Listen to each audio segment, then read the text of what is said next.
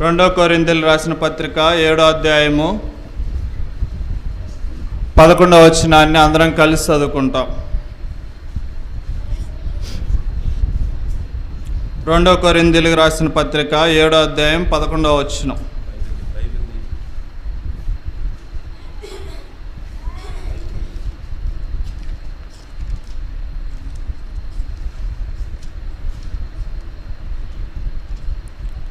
ఏడవ అధ్యాయం 11వ వచనాన్ని అందరం కలిసి చదువుకుంటాం.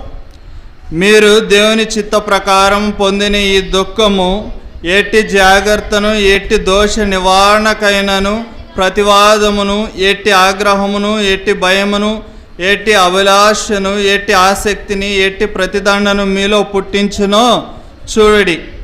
ఆ కార్యమును గూర్చి సమస్త విషయములోనూ మీరు నిర్దోషులై ఉన్నారని రుజువుపరుచుకొంటిరి.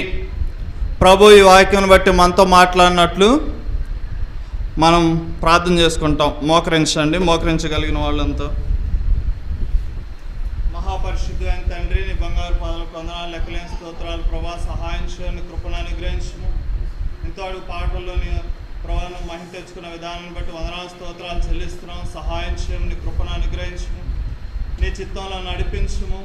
ప్రభా, ఈ మాటను జ్ఞాపం చేసుకోను. ప్రభా, నీ మాతో మాట్లాడము. నీ యొక్క ప్రత్యేకత, నీ ఔన్నత్యము, నీ విశిష్టత ప్రభా, నేను అందుగా ఆరాధించాలో, ఎట్టి విధంగా ఆరాధించాలో ప్రభా, నీ ఆరాధనలో ఉన్న ప్రత్యేకత ఏమిటో మేము ప్రతి దినము, ప్రతి పునరుద్ధాన దినము ప్రభా ప్రత్యేకంగా తెలుసుకొని నూతనంగా ప్రభా నీకు ఇష్టమైన బలిగా, ఇంపైన సువాసనగా ప్రభా నువ్వు ఆగ్రహించే విధంగా మేము ఆరాధించినట్లు కృప చూపించము. వచ్చిన వారిని బట్టి నేను స్తుతిస్తున్నాను, ఘనపరుస్తున్నాను.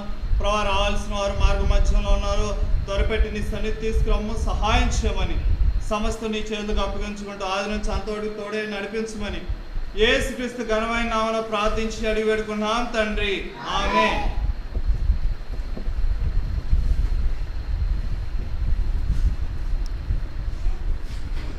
మనం దేవుని సన్నిధిలో ఆరాధించుమునుపు 2 కొరింథీయులకు రాసిన పత్రిక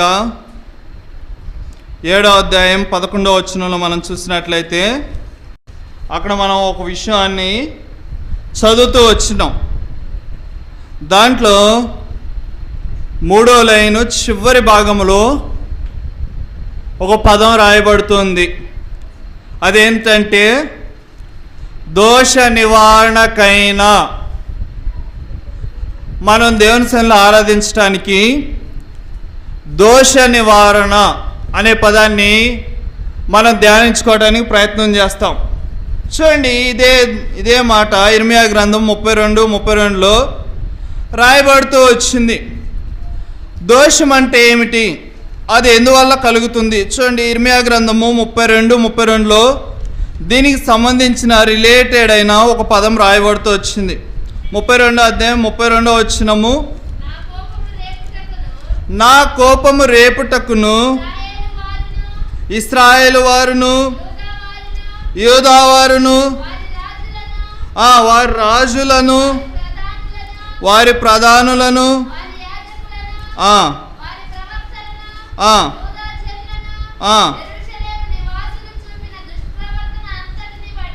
దుష్ప్రవర్తన అంతటిని బట్టి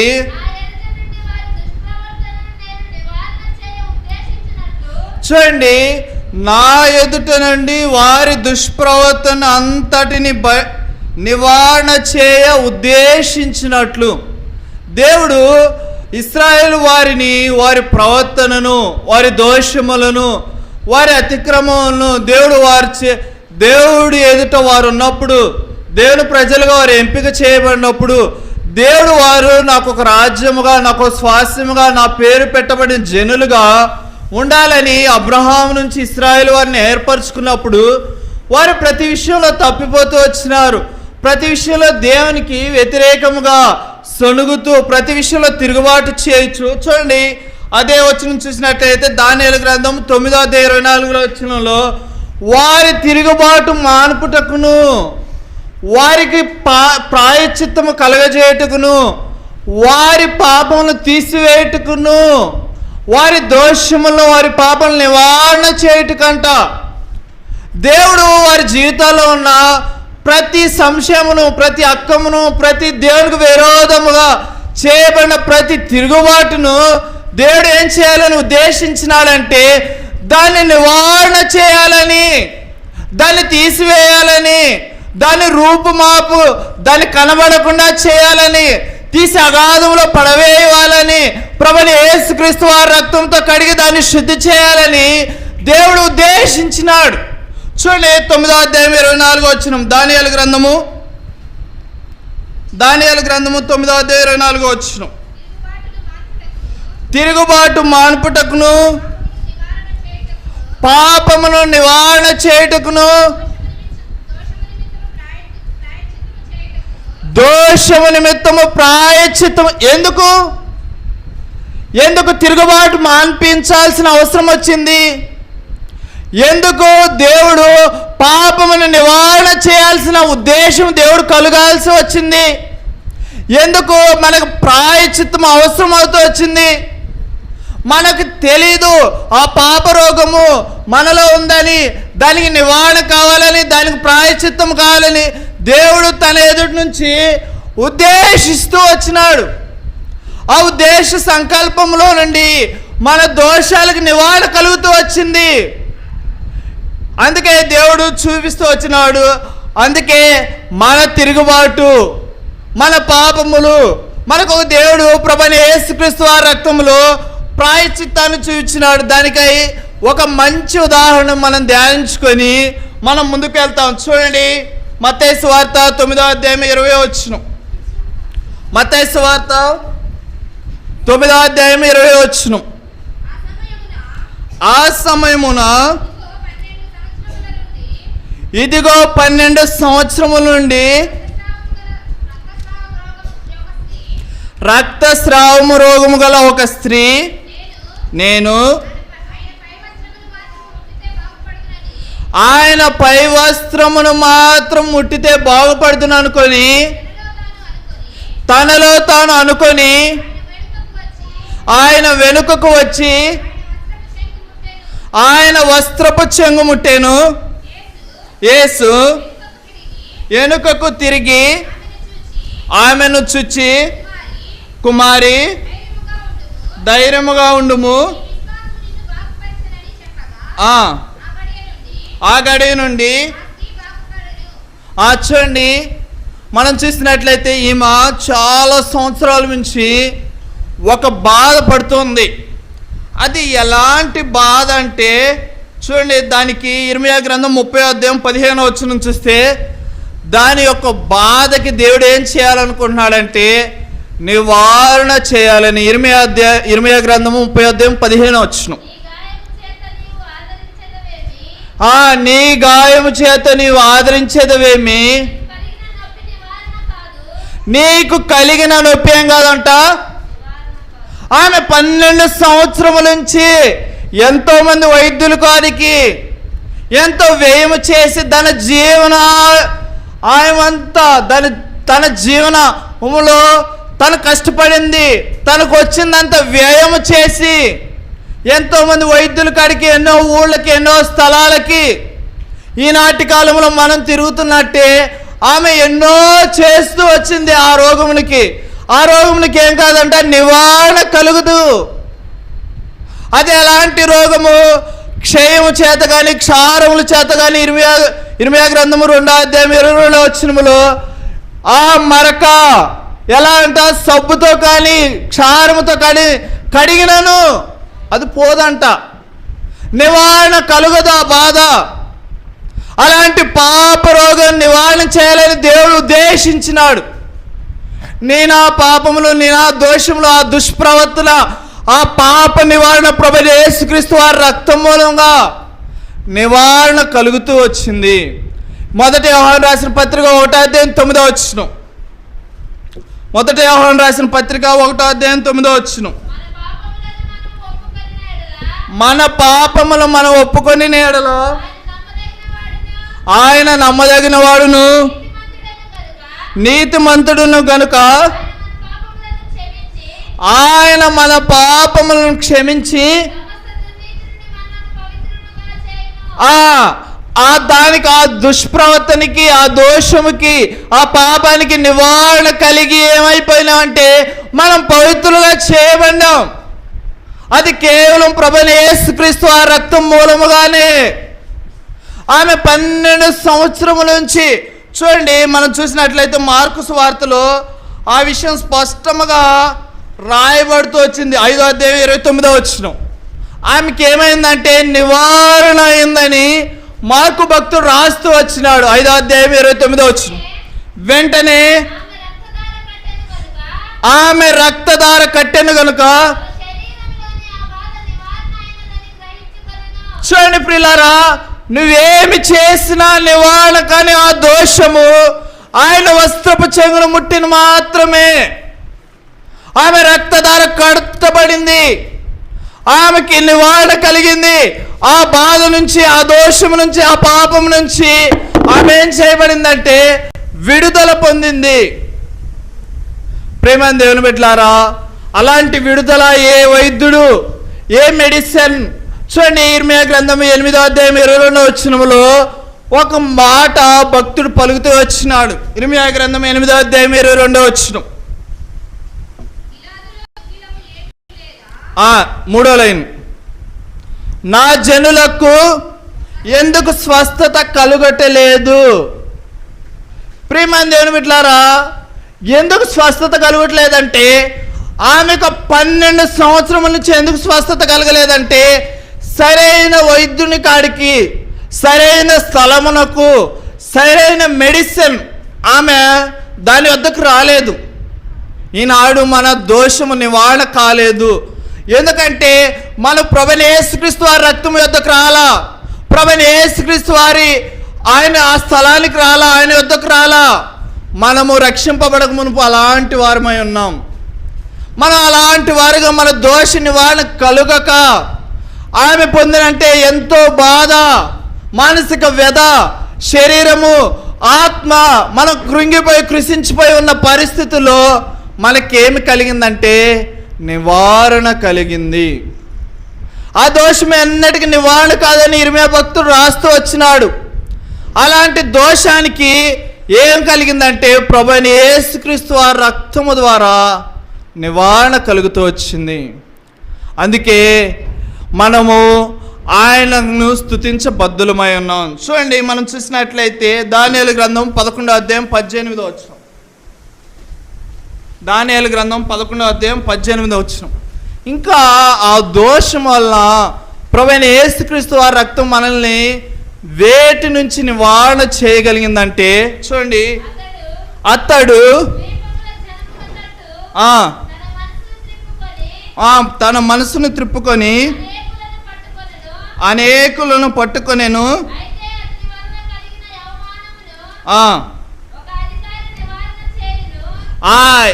ఏమి నివారణ చేయనంట?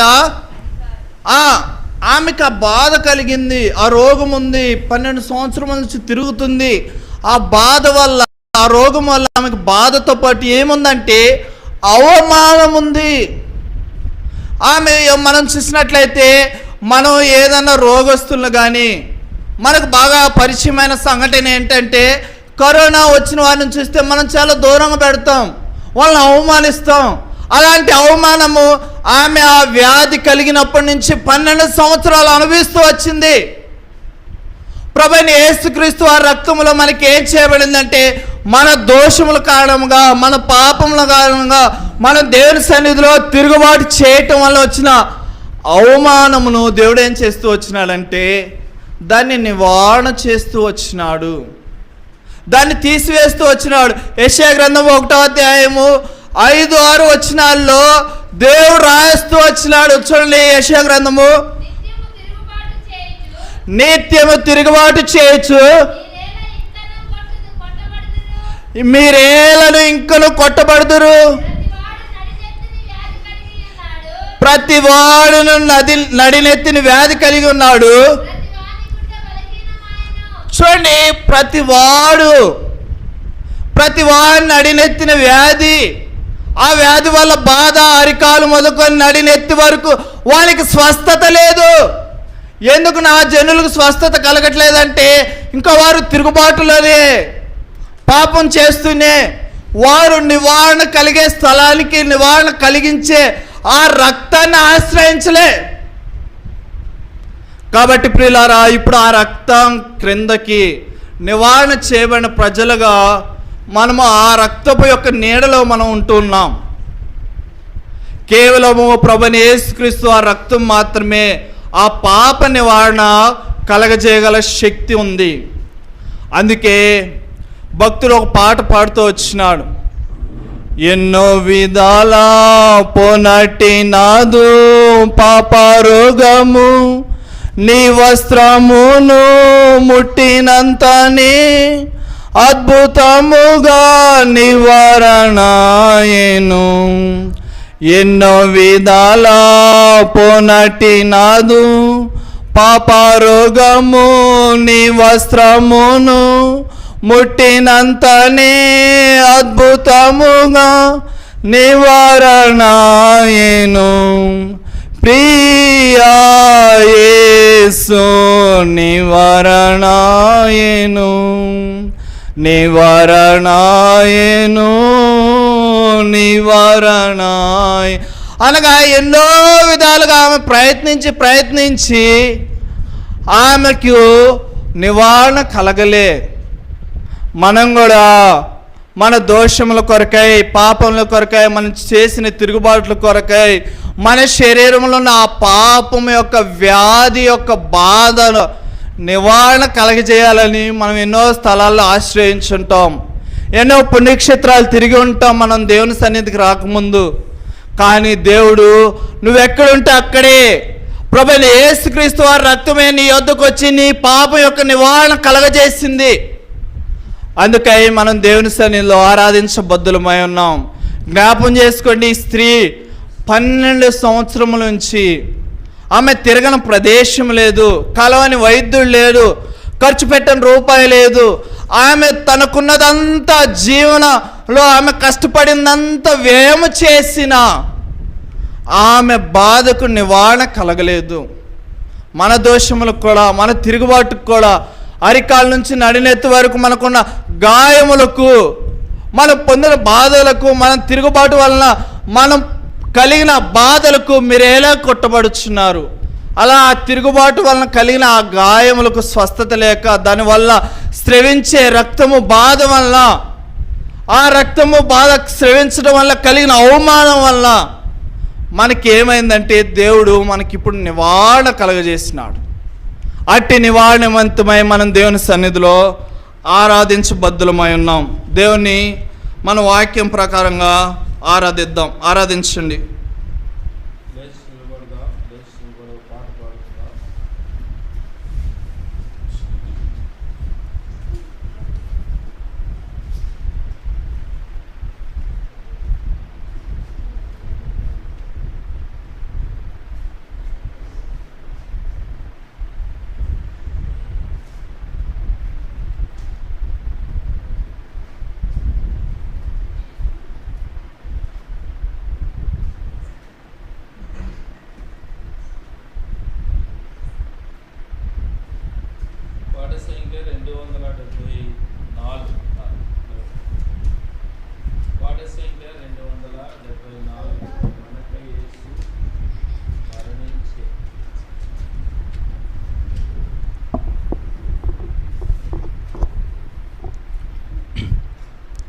మనకై యేసు మరణించే, మన పాపముల కొరకే నిత్య జీవమునిచ్చుటకే. సత్యుండు సజీవుడాయే, నిత్య జీవమునిచ్చుటకే. సత్యుండు సజీవుడాయే, తృణీకరింపబడే,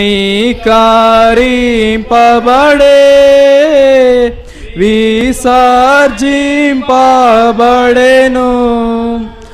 తృణీకరింపబడే, విసర్జింపబడెను. దుఃఖాక్రాంతుడాయే వ్యసనముల భరించేను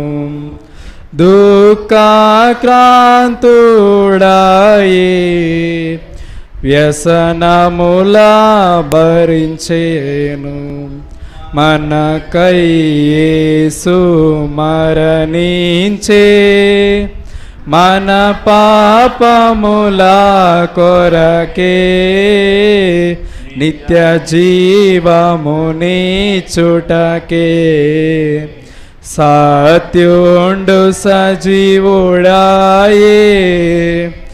నిత్య జీవమునిచ్చుటకే